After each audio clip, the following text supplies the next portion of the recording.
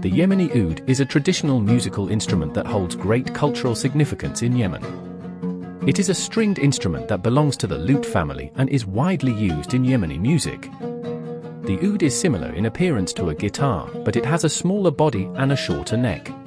The Yemeni oud is typically crafted from a single piece of wood, often from the trunk of a fruit tree such as apricot or walnut.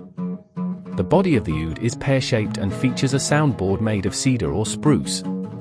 It has 11 strings, grouped in 5 courses, pairs of strings, with a single bass string.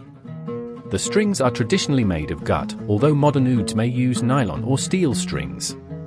The oud is played by plucking the strings with a plectrum called a risha, or by using the fingertips.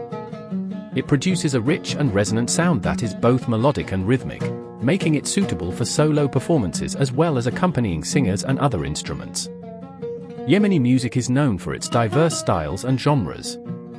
Traditional Yemeni songs, known as sanarani, are characterized by poetic lyrics that often reflect themes of love, nature, and social issues. These songs are typically accompanied by the oud and other traditional instruments such as the kanbas, a Yemeni lute, and the darbuka, a type of drum. Yemeni music also draws influences from neighboring regions and cultures, resulting in a fusion of styles. The country's rich history and cultural diversity contribute to the unique sound of Yemeni music. In recent years, Yemeni music has gained international recognition, with artists such as Ayub Tarish, Awa, and Fouad Abdulwahid gaining popularity.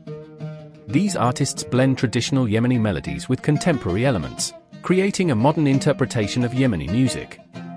Overall, the Yemeni oud and Yemeni music as a whole are integral parts of Yemen's cultural heritage. They showcase the country's artistic expression and serve as a means of preserving its traditions and stories through music.